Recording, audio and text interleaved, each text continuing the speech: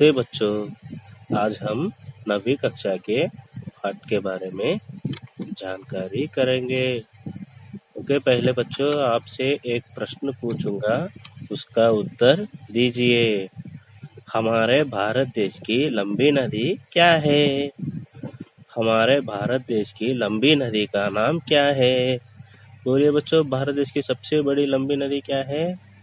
गंगा नदी। सही है बच्चों, गंगा नदी।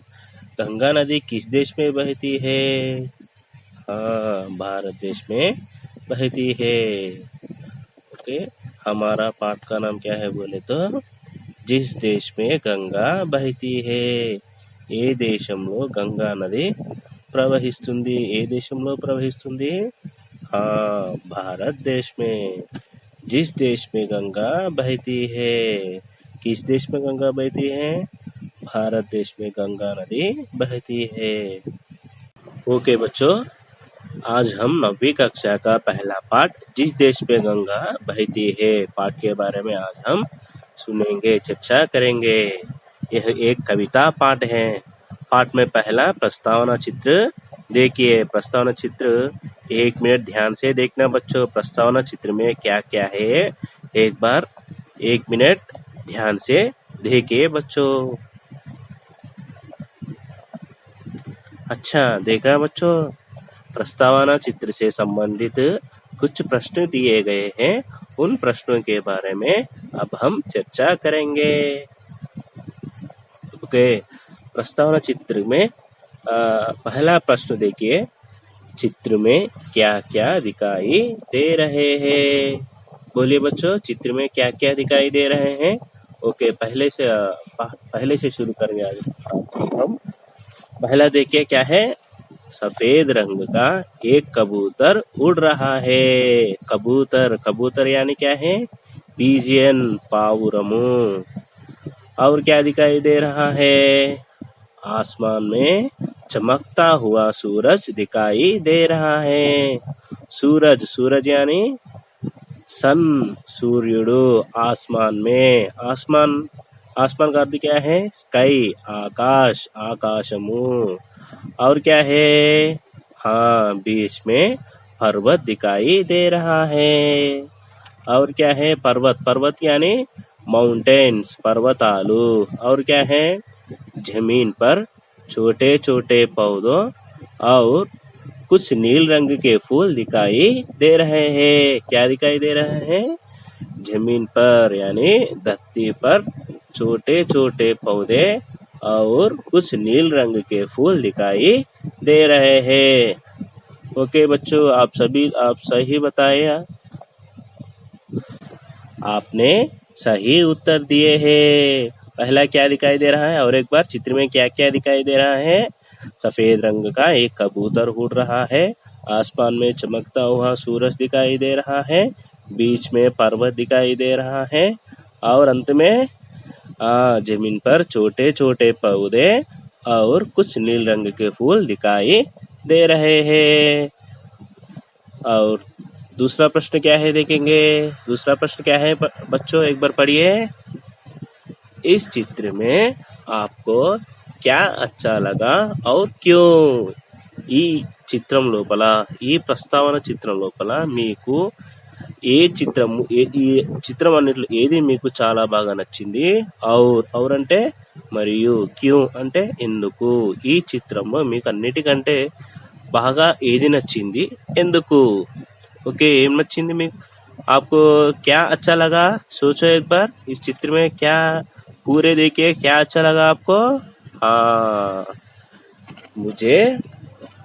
मुझे तो इस चित्र में सूरज अच्छा लगा। क्यों बोले तो सूरज के बिना यह धरती अंधकार हो जाता है। सही है ना बच्चों? सूरज की रोशनी से ही पेड़ पौधे में आहार बन लेते हैं। इसलिए मुझे चमकता हुआ सूरज अच्छा लगा। अगर कुछ लोगों को कबूतर दिखाई दिए तो क्या कहना? हाँ, मुझे इस चित्र में सफेद रंग का कबूतर अच्छा लगा क्योंकि सफेद रंग का कबूतर शांति का प्रतीक मानते हैं और कबूतर को प्राचीन काल में संचार माध्यम के तरह इसका उपयोग करते थे और ऊंचे स्थानों पर कबूतर उनके स्थान बनाते हैं और इसलिए कबूतर के तरह सबको उपयोग में आने मुझे अच्छा लगता है, इसलिए मुझे सफेद रंग का कबूतर अच्छा लगता है। इस तरह आप जवाब देना। और क्या दिखाई दे रहा है? और कुछ लोगों को पर्वत अच्छा लगता है। चित्र में क्या है? पर्वत। अगर पर्वत अच्छा लगा तो कैसे बोलना बच्चों? मुझे इस चित्र में पर्वत अच्छा लगा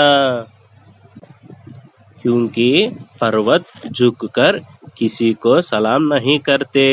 पर्वताలు ఎప్పుడు వంగి ఒకరికి सलाम చేయవు। पर्वतों से ही हमको यह बहती नदियाँ जैसे गंगा, सिंधु, यमुना नदियों का जन्म स्थान क्या है? कहाँ से निकलते हैं गंगा नदी और ये यमुना नदी, सिंधु नदी? हाँ, पर्वतों से ही नदियों का जन्म होता है। इसलिए मुझे पर्वत अच्छा लग रहा है चित्र में बोलकर कहना। अगर कुछ लोगों को पेड़ पौधे अच्छा लगे तो कैसे किस तरह जवाब देना? मुझे इस चित्र में पेड़ पौधे अच्छा लगा क्योंकि पेड़ पौधे हर एक प्राणी का जीवन आधार है।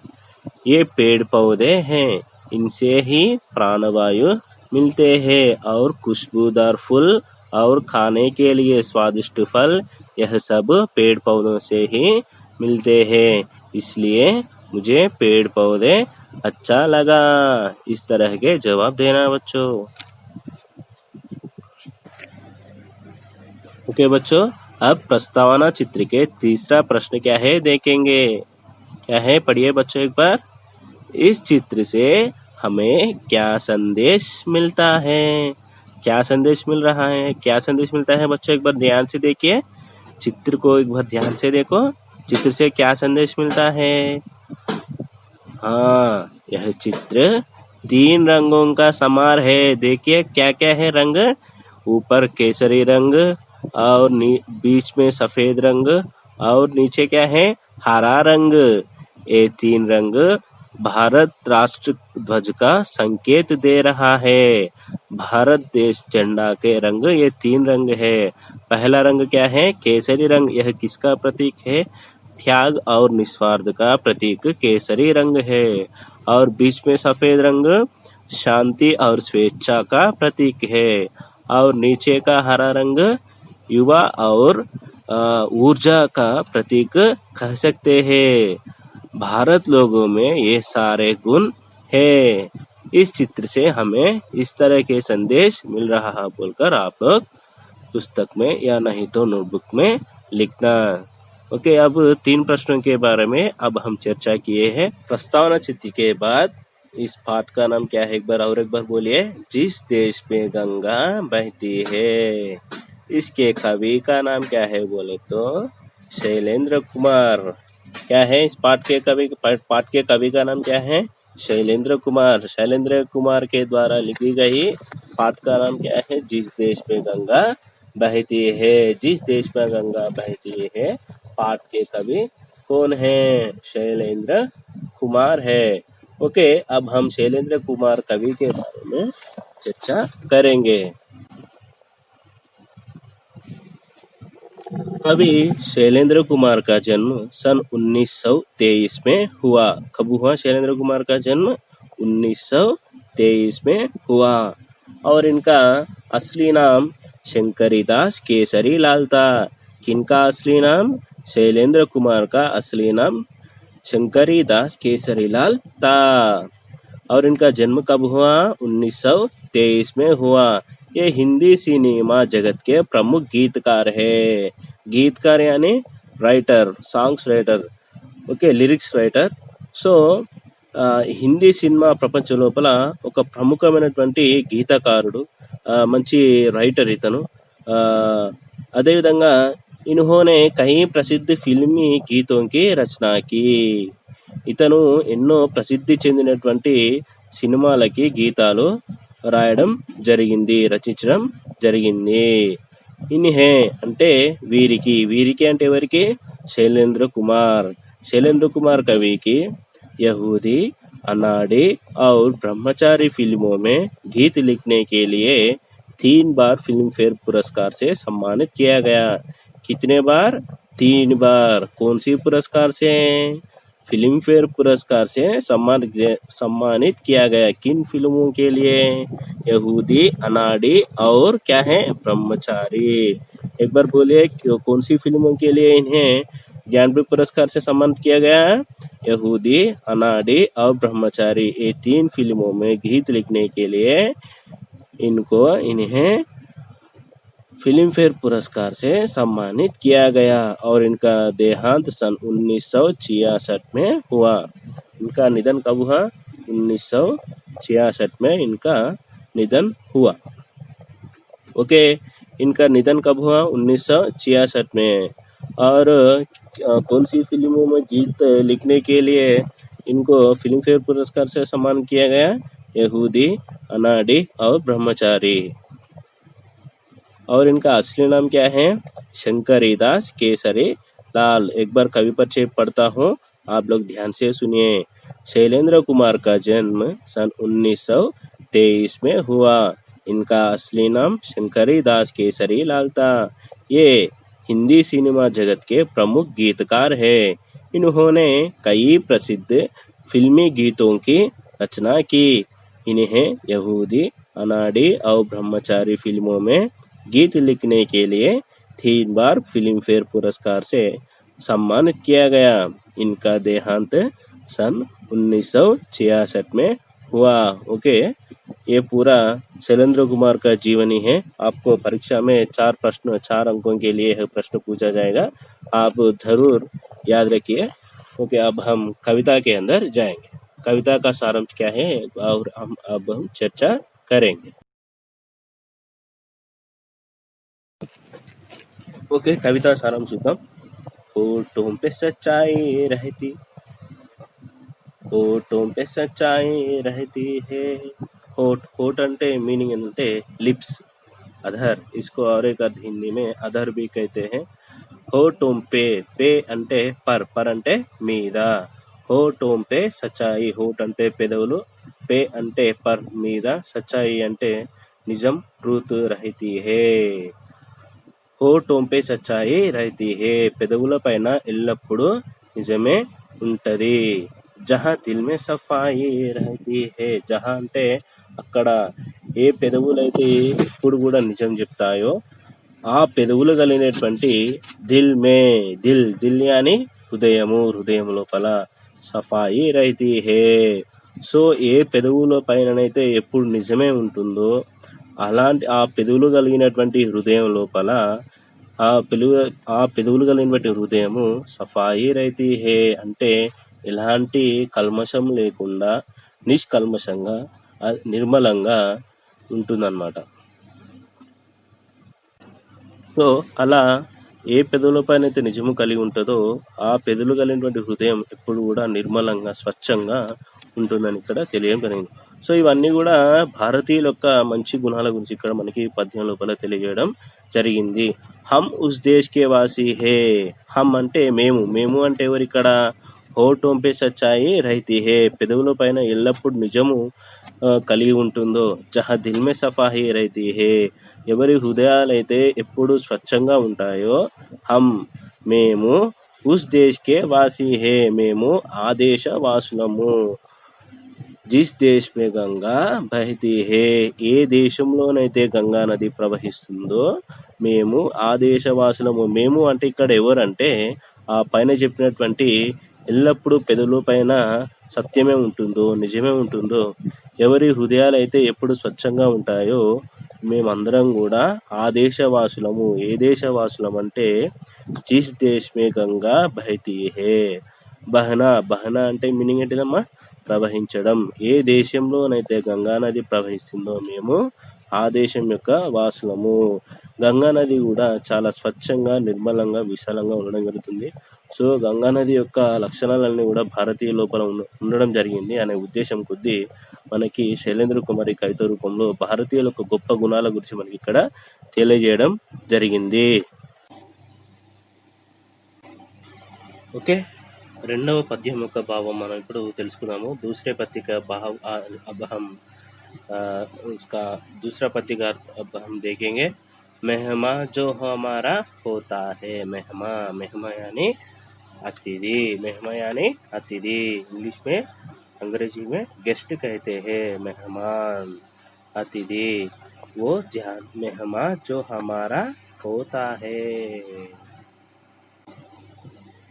మెహమా జో హమారా హోతా హే, అతిథులు ఎవరైతే ఉంటారో, మెహమా జో హే ఓ అంటే వారు, వారు అంటే ఎవరు ఇక్కడ, మెహమాన్ అతిథులు, वो जान से प्यारा होता है, जान से प्यारा, जान से प्यारा एक मुहावरा है। इसका अर्थ क्या है बोले तो बहुत प्यारा होना, मुहावरे, मुहावरे यानी मुहावरे एक वाक्य में एक वाक्यांश है। यह मुहावरे का सीधा अर्थ नहीं रहकर इसका विशेष अर्थ रहता है, इसी को हम मुहावरे कहते हैं। यहाँ पर जान से प्यारा यह एक मुहावरा है। मुहावरा को अंग्रेजी में इडियम कहते हैं, इडियम्स है। वो जान से प्यारा होता है, वो अंटे वालू, वालू अंटे ఇక్కడ अतिथुलु, मेहमान जो होता है वो जान से प्यारा होता है। हम भारत के वासी, भारतवासी उन लोगों को, मेहमान लोगों को, अतिथियों को बहुत प्यार करते हैं। इसका अर्थ क्या है बोले तो मेहमान जो होता है उनको बहुत प्यार करते हैं। इसके बारे में हमारे भारत के प्राचीन पुस्तकों में एक कहावत है, अतिथि देवो भव। क्या है? अतिथि देवो भव। అతిథి, అతిథి అని గెస్ట్, అతిథులు ఎవరైతే ఉన్నారో, అతిథులు అంటే ఇంటికి ఎవరైతే వస్తారో వాళ్ళని మనం అతిథి అంటాము. అతిథులు ఎవరైతే ఉన్నారో దేవో భవః, వాళ్ళందరూ కూడా, అతిథులు ఎవరైతే ఉన్నారో వారు భగవంతుడితో సమానము, భగవత్ స్వరూపులు, అతిథులు భగవంతుడి స్వరూపాలు. నెక్స్ట్, ज्यादा का नहीं लालच हमको तोड़े में गुजारा होता है। ज्यादा, ज्यादा అంటే మీనింగ్ ఏంటిది, ఎక్కువ, नहीं नहीं అంటే లేదు, ఏం లేదు, ఎక్కువ ఏం లేదు. लालच, लालच का अर्थ क्या है, दुराशा, ग्रीडीनेस, अति आशा नहीं है। हमको, हमको बोले तो किनको, हाँ भारत के वासी, भारतवासियों को ज्यादा लालच नहीं रहते। తోడే, తోడే అంటే కొంచెము, గుజారా హోతా హే, ఆ కొంచెంలోనే మా యొక్క జీవితం అనేది గడుస్తుంది, అంతేగాని మాకు ఎక్కువగా దురాశలు, ఆశలు అనేటివి లేవు. ఇక్కడ దీని అర్థం ఎందుకు ఇక్కడ చెప్పడం జరిగిందంటే, భారతదేశం కాకుండా మిగతా అన్ని దేశాలను కూడా వేరే ఏదో ఉన్న ఆ దేశంలో ఉన్నటువంటి సంపద సరిపోలేదని చెప్పి వేరే ఇతర దేశాలపైన దండెత్తడం జరిగింది. మన దేశం పైన కూడా చాలా దేశాలు వచ్చి దండెత్తడం జరిగింది. ఉదాహరణగా చూసుకున్నట్టయితే पोर्चुगीज, डच, फ्रेंच और ब्रिटिश लोग, ये सारे देश के लोग आकर हमारे देश में आक्रमण करके हमारा संपदा लूट कर गए हैं। మన యొక్క దేశ సంపదని ఇతర దేశాల వాళ్ళందరూ కూడా వచ్చి దొంగలించారు. కానీ ఈ ప్రపంచ పటం లోపల, ఈ ప్రపంచం లోపల వేరే ఏ ఇతర దేశం పైన దండెత్తకుండా ఉన్నటువంటి దేశం ఏదైనా ఉందంటే అది ఒక కేవలం భారతదేశం మాత్రమే అని చెప్పుకోవచ్చు మనం. అందుకని మనము భారతీయులమని గర్వంగా మనము మేరా భారత్ మహాన్ అని మనము చెప్పుకోవచ్చు. ఇప్పటి వరకు ఒక్కసారి కూడా వేరే ఏ దేశం పైన కూడా దండెత్తడానికి మన దేశము వెళ్ళలేదు. సో ఇక్కడ ఏమంటున్నాడంటే అతిథులు ఎవరైతే ఉన్నారో మాకు వేరే ఏ దేశం నుండి వేరే ఏ ప్రజలు వచ్చినా కూడా మేము వాళ్ళని భగవంతుడి స్వరూపంగా కొలుస్తాము. అది మా యొక్క ఆచారము. ఇది భారతీయుల యొక్క గొప్పతనము, మా యొక్క గొప్పతనము. మేము ఉनको అతిథిयों को जान से प्यारा होता है, మేము వాళ్ళని ఎక్కువగా ప్రేమిస్తాము. बहुत प्यार करते हैं, ज्यादा का नहीं लालच हमको लालच नहीं है, जो है उसी से ही हम हमारा जीवन बिताते हैं बोलकर यहाँ पर बताया गया। ये पूरे भारतवासियों का महान गुणों के बारे में बताए। देखिए बच्चों, जितने अच्छी तरह से यहाँ पर बताएगा भारतवासियों के। अब हम तीसरा पद्य का अर्थ देखेंगे। मिलजुल के रहो और प्यार करो। మిల్జుల్ కర్ అంటే కలిసిమెలిసి ఉంటారు. और ప్యార్ కరో అదేవిధంగా కలిసిమెలిసి ఉంటారు. భారతీయ ప్రజలందరూ కూడా భారతదేశంలో కేవలం ఒక మతం మాత్రమే, ఒక కులం మాత్రమే, ఒకే వర్గం కాకుండా ఎన్నో మతాలు, అనేక ధర్మ, अनेक वर्गों के लोग यहाँ पर, अनेक जातियों के लोग यहाँ पर जीवन बिताते हैं. भारत देश में जीवन బితాతే హే. होने पर भी, जितने लोग होने पर भी, ఎంతమంది ఎన్ని మతాల వాళ్ళు ఉన్నప్పటికీ కూడా మిల్జుల్కే రహో, వాళ్ళందరూ కూడా కలిసిమెలిసి ఉండడం జరుగుతుంది. ఔర్ ప్యార్ కరో అదేవిధంగా ఒకరినొకరు ప్రేమిస్తారు. ఉదాహరణగా చూసుకున్నట్టయితే మన భారతదేశం లోపల రంజాన్ త్యోహార్ వచ్చినప్పుడు మనము ఆ ముస్లిం సోదరులకి మనము అది సాయంకాలం వేళ వారికి ఒక పొద్దు అది దాన్ని ఏమంటారంటే ఉపవాసాన్ని ఏదైతే ఉంటుందో అది తొలగించిన తర్వాత వారికి మనము ఆహార పదార్థాలు లాంటివి అందజేస్తాము. అదేవిధంగా మన యొక్క పండుగలు ఏదైనా పండుగలు అయినప్పుడు కూడా వాళ్ళు వచ్చి మన కుటుంబంలో, మనం వెళ్ళి వాళ్ళ కుటుంబంలో ఒకరికొకరు కలిసిమెలిసి ఉంటాము అనే ఉద్దేశాన్ని మనకి ఇక్కడ ఈ లైన్ లోపల ఈ పద్యం లోపల మనకి చెప్పడం జరిగింది. ఏ చీజ్ యహీతో రహితీ హే. సో మేమందరం ఎన్నో మతాలు, ఎన్నో కులాలు వాళ్ళు ఉన్నప్పటికీ కూడా సో మేమందరం కూడా ఒకే విధంగా భారతీయులం అని, అనేక మతాలు ఉన్నా కూడా మేము భారతీయులం అని చెప్పుకొని మేము ఇక్కడ భారతదేశం లోపల నివసిస్తున్నాము. ఇది మా యొక్క గొప్పతనము. భిన్నత్వంలో ఏకత్వము. అనేక మంది ఉన్నప్పటికీ మేమందరం కూడా ఐకమత్యంగా ఒకే విధంగా భారతీయుల వల్ల మేము ఇక్కడ కలిసి ఉంటాము. హమ్ ఉస్ దేశ్కే వాసీ హే. మేము ఆ దేశ వాసులము. ఏ దేశ వాసులము? జిస్ దేశ్ మే గంగా బహతీ హే. ఏ దేశంలోనైతే గంగా నది ప్రవహిస్తుందో మేము ఆ దేశ వాసులము.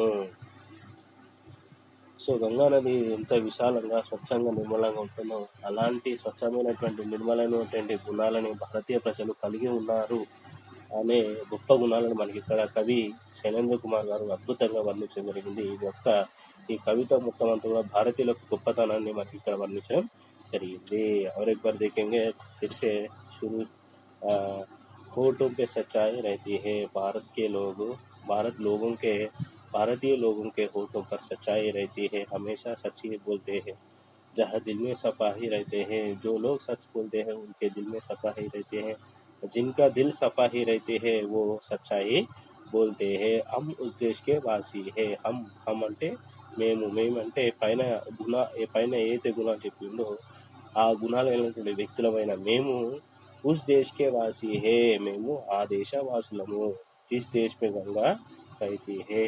ఏ దేశంలోనైతే గంగా నది ప్రవహిస్తుందో మేము ఆ దేశ వాసులము. మెహమా జో హమారా హోతా హే వో జాన్ సే ప్యారా హోతా హే. మెహమా అంటే అతిథులు ఎవరైతే ఉన్నారో వాళ్ళందరినీ కూడా మేము చాలా అధికంగా ప్రేమిస్తాము. వాళ్ళని మేము కించపరచము. చాలాగా నహి లాలచంకో. మాకు ఎక్కువ దురాశ అనేది లేదు. మా దగ్గర ఎంతైతే సంపద ఉందో ఆ సంపదతోనే మా యొక్క జీవితాన్ని మేము గడుపుతాము. అంతేగాని మేము అత్యాశకు వెళ్ళి వేరే ఇతర దేశాలపైన దండెత్తి వారి సంపదను మేము కొల్లగొట్టాము. అలాంటి దురాశ అనేది మాకు లేదు. మిల్జుల్కే రహో ఔర్ ప్యార్ కరో. మేమందరం కూడా ఇక్కడ భారతదేశంలో అనేక మతాలు, అనేక ధర్మాల వాళ్ళు, అనేక కులాల వారు ఉన్నప్పటికీ కూడా మేమందరం కూడా కలిసిమెలిసి ఉంటాము. ఔర్ ప్యార్ కరో. కలిసిమెలిసి ఎలా ఉంటాం? ఒకరికొకరము ప్రేమించుకుంటూ అదేవిధంగా సహాయ సహకారాలు అందించుకుంటూ మేము ఇక్కడ ఉంటాము. ఏక్ చీజ్ యహీతో రహితీ హే. సో ఇలాంటి గుణాలు కలిగి ఉండి భారతీయ ప్రజలందరూ కూడా కలిసిమెలిసి ఉంటారు. హమ్ ఉస్ దేశ్ కే వాసి హే. మేము ఆ దేశ వాసులము. ఏ దేశంలోనైతే గంగా నది ప్రవహిస్తుందో హమ్ ఉస్ దేశ్ కే వాసి హే. జిస్ దేశ్ మే గంగా బహతీ హే. సో గంగా నది మనకు బంగ్లాదేశ్ లోపల కూడా ప్రవహించడం జరుగుతుంది. కానీ అక్కడ బంగ్లాదేశ్ లోపల గంగా నదిని మనము పద్మా నది అంటాము. సో అక్కడ దాని పేరు వేరు. సో ఈ గంగా నది అనేది హిమాలయ లోపల పుట్టడం జరిగింది. హిమాలయ లోపల పుట్టి గంగా నది ఒడ్డున ఎన్నో గొప్ప గొప్ప మందిరాలు, అదేవిధంగా ఎన్నో లక్షల మంది ఈ గంగా నది ప్రవాహం, గంగా నది ఒడ్డున అందరూ కూడా జీవించడం జరిగింది.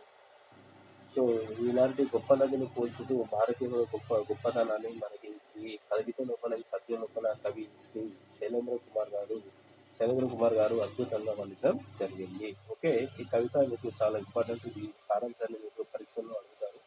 సో కాబట్టి ఇక్కడ ఇంకా గ్రామర్ పరంగా చూసుకున్నట్టయితే పరోపకార్ అనేది పరాత్ ప్లస్ ఉపకార్ సంధిని అడగడం జరుగుతుంది. పరాత్ ప్లస్ ఉపకార్ వచ్చేసి పునఃసంధి. అదేవిధంగా ఒక మొహార్ వచ్చింది ఇక్కడ జాన్సే ప్యారా హోనా. జాన్సే ప్యారా హోనా అంటే ప్రాణం కంటే ఎక్కువ ప్రేమించడం, అంటే ఎక్కువగా ప్రేమించడం. దీన్ని మొహవర్ అంటారు. మొహవర్ అంటే మళ్ళీ ఒకసారి చూసుకోవాలి. మొహవర్ యొక్క సీదా అర్థ నహీ రేకర్. మొహవర్ ఏదైతే ఉంటుందో అది ఒక వాక్యాంశము, వాక్యంలో ఒక చిన్న ఒక అంశము. దీనికి కరెక్ట్ అనేది అర్థము అంటే డైరెక్ట్ మీనింగ్ ఉన్నది. సో దీనికి ఒక విశేషమైనటువంటి మీనింగ్ ఉంటుంది. విశేషమైనటువంటి మీనింగ్ ఉండడం జరుగుతుంది. దీన్నే మనం మొహావర అని చెప్పడం జరుగుతుంది. मुहावरा एक वाक्यांश है, वाक्य में एक अंश है, इसका सीधा अर्थ न रहकर इसका विशेष अर्थ प्रकट करती है, इसी को हम मुहावरे कहते हैं। ओके बच्चों।